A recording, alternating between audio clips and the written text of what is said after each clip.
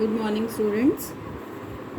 Okay, अब हम शुरू करते हैं अपना second unit current electricity. Electrostatics हमने कंप्लीट कर ली है, तो उस पूरी यूनिट का टेस्ट हम रखेंगे 4-5 दिन बाद। तो कीप इट ऑन रिवाइजिंग, ठीक है। तो let's start current electricity.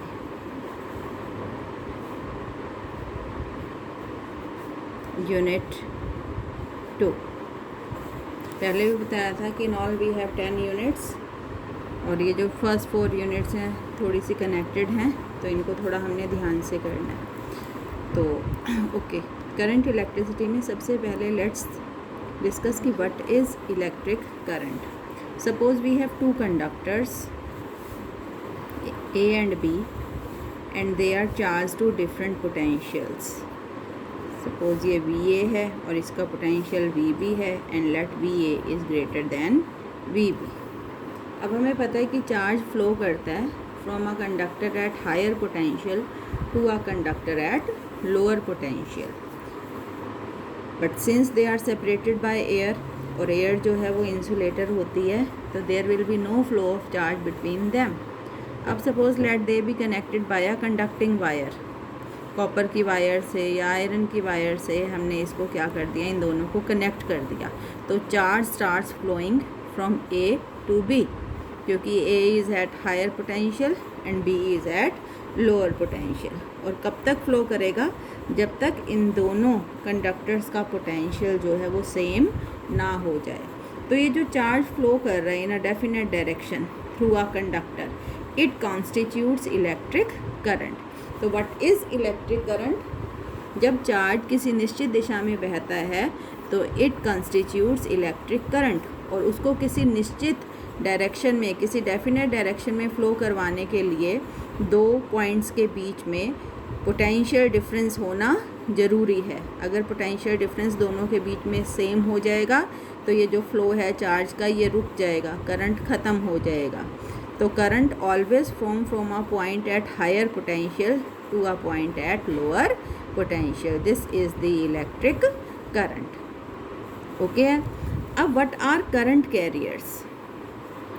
Current carriers तो वो चार्ज पार्टिकल्स जिनके डेफिनेट डायरेक्शन में फ़्लो करने से करंट फ्लो करता है, उनको हम क्या कहते हैं? करंट कैरियर्स, मतलब which carries the current. For example, अगर कंडक्टर सॉलिड है तो क्या मूव करने पर करंट फ्लो करता है? फ्री इलेक्ट्रॉन्स के मूव करने पर करंट फ्लो करता है। तो free electrons are current carriers in case of solid conductors, whereas liquid और गैसेस में क्या फ्लो करने पर करंट फ्लो करता है? आयंस। तो इन लिक्विड एंड गैसेस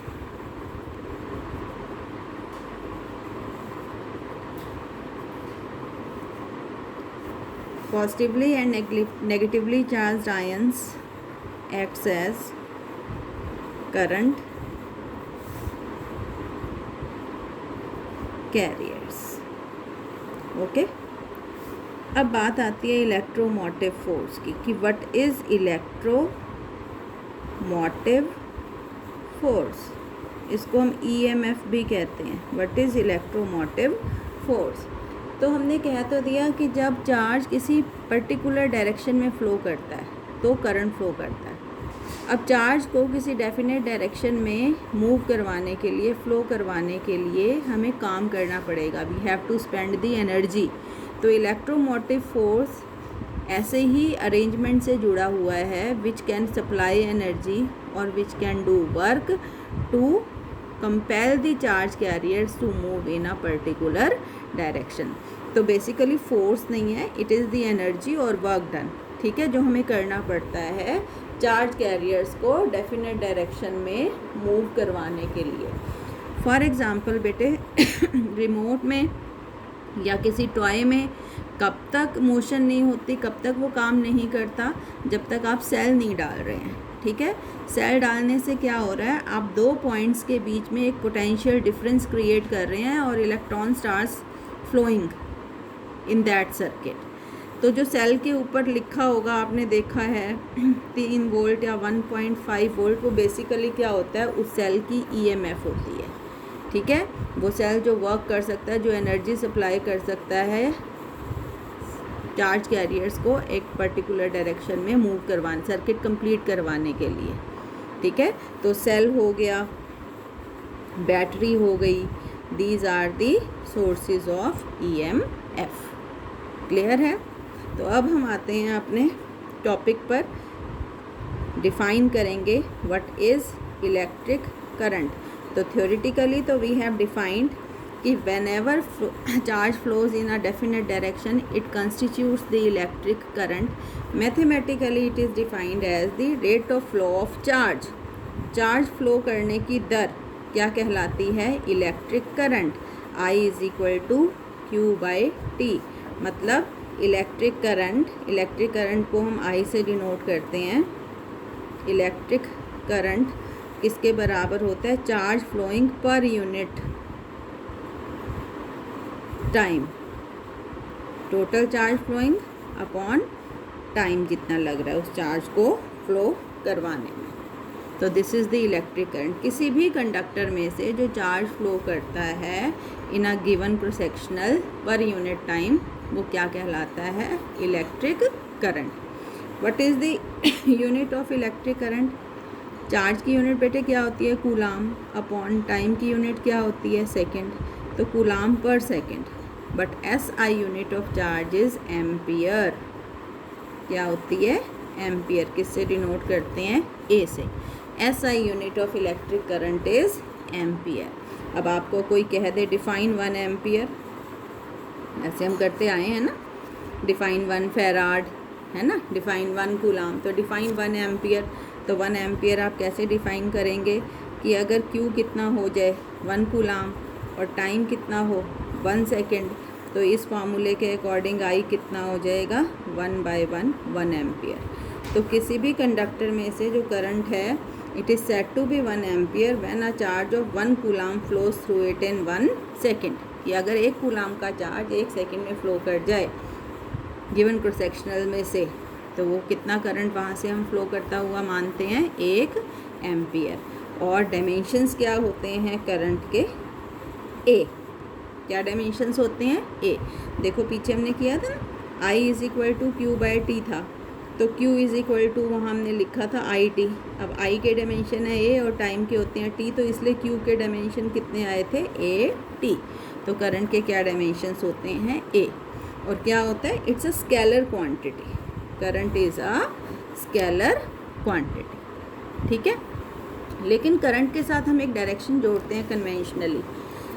कैसे, suppose let this be a conductor containing large number of free electrons. Suppose इसके अक्रॉस हमने एक सेल कनेक्ट कर दिया।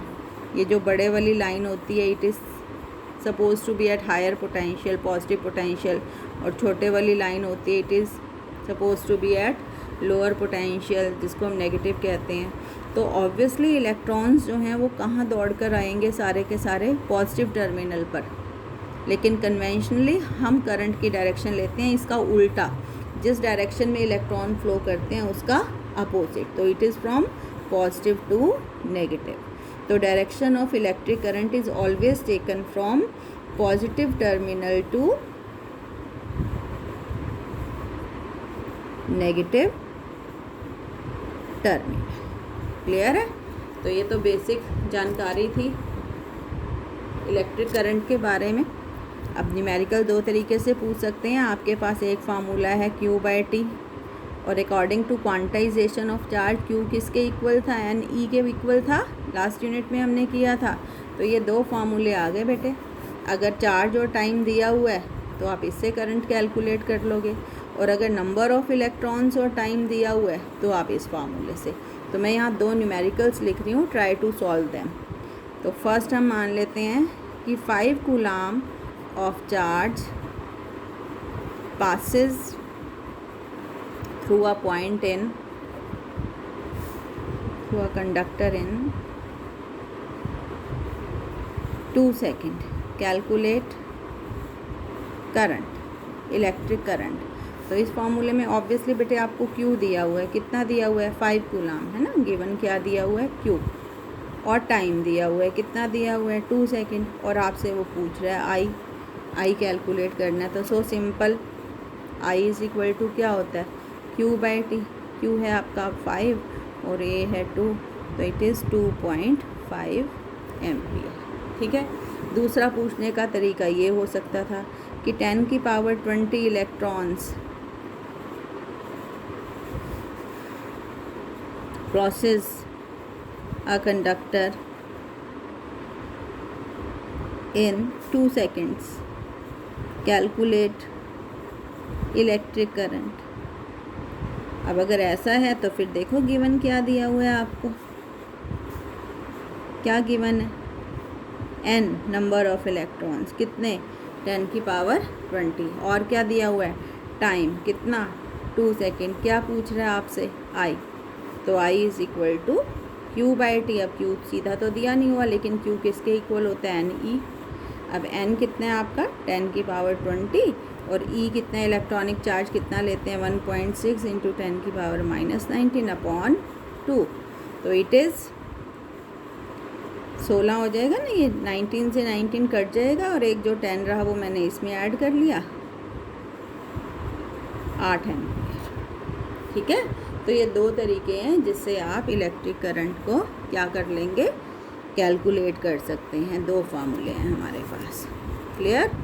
ऐसा एक न्यूमेरिकल ऑप्शनल में ज़रूर आता है एग्ज़ाम में। अब हम आगे करते हैं, व्हाट इज़ ड्रिफ्ट वेलोसिटी।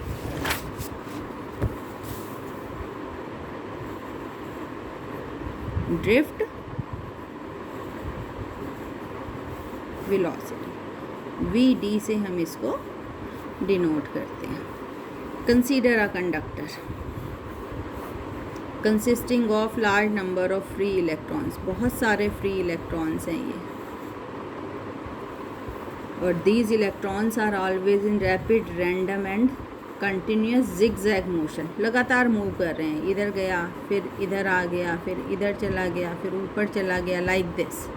तो एवरेज थर्मल स्पीड जो है इलेक्ट्रॉन्स की, it is of the order of 10 की power 5 second in a conductor.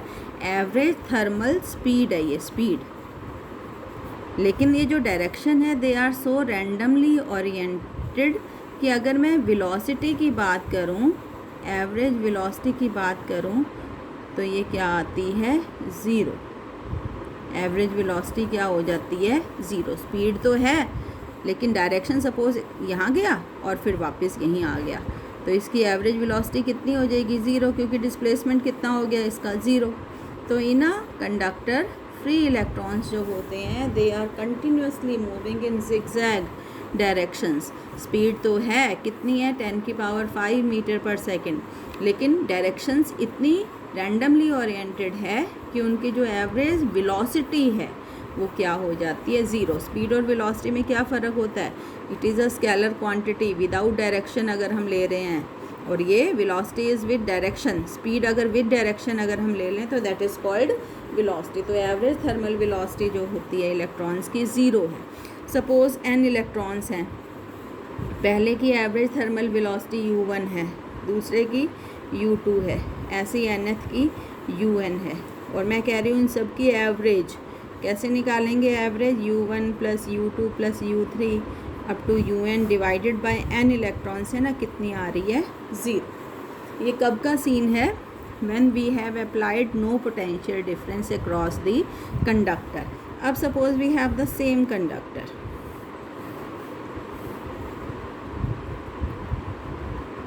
containing large number of free electrons.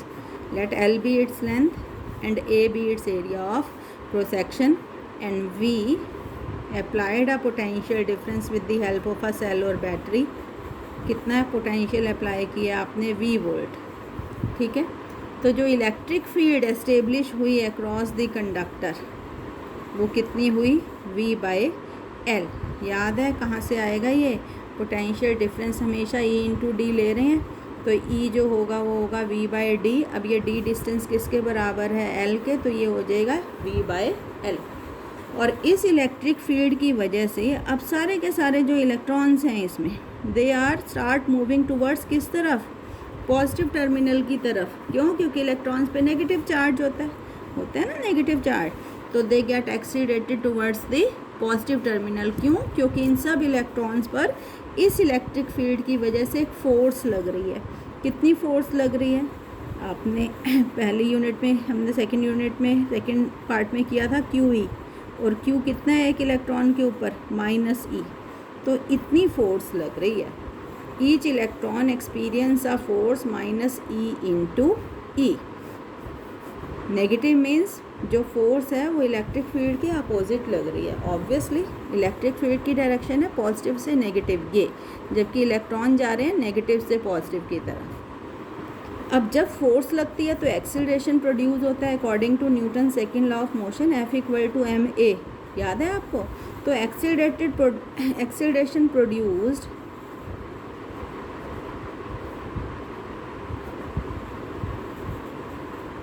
to the motion of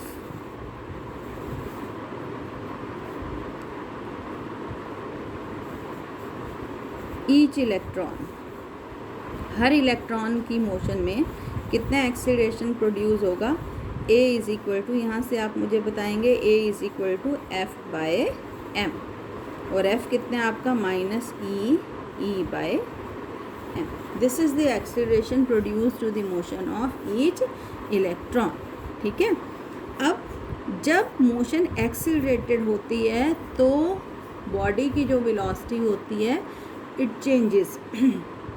accelerated motion का मतलब ही ये होता है कि whenever there is a change in velocity acceleration is produced. अब हर electron की मोशन एक्सीलरेटेड है तो हर इलेक्ट्रॉन की वेलोसिटी विल चेंज।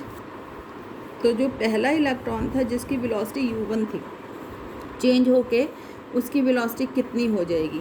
तो अगर आपको इक्वेशन ऑफ मोशन याद है, फर्स्ट इक्वेशन ऑफ मोशन होती है v = u + at।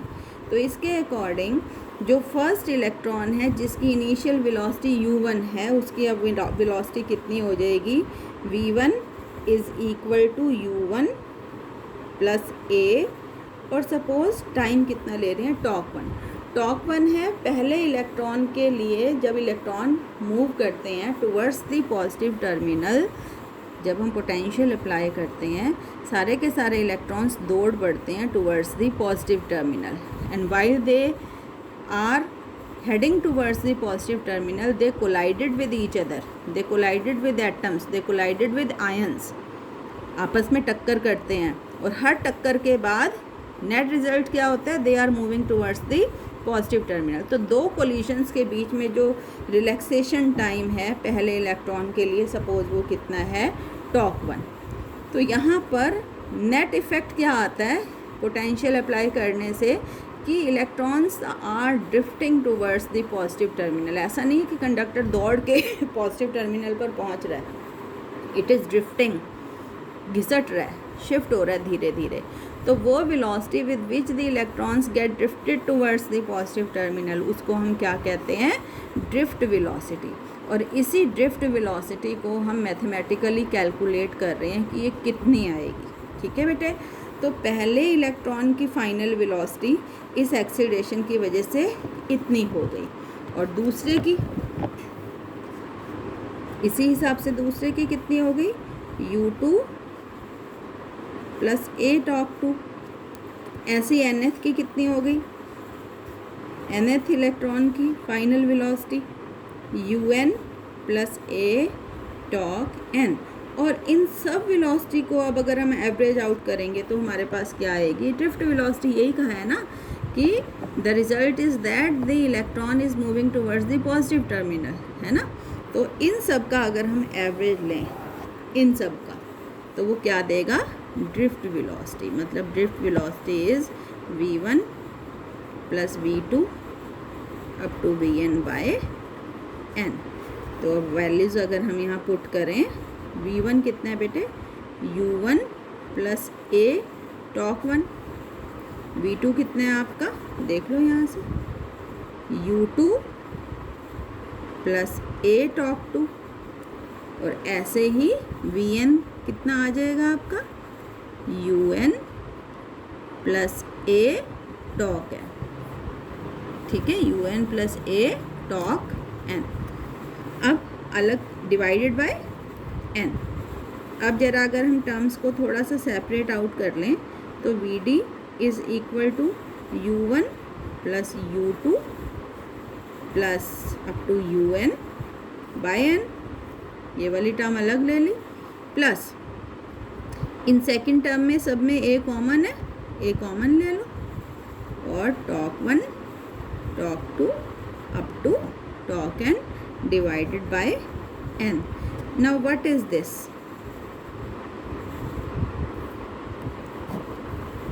Zero. The average initial thermal velocities of electrons is zero. तो आपके पास क्या आया? VD is equal to zero A, और ये जो है, ये जो चीज़ है, इसको हम ले लेते हैं एवरेज रिलैक्सेशन टाइम, जिसको हम टॉक कहते हैं। क्या कहेंगे? टॉक। मतलब VD जो आया आपका, ड्रिफ्ट वेलोसिटी जो आई, that is A into tau, और टॉक किसके इक्वल है? Tau 1 plus tau 2 plus tau 3 divided by n।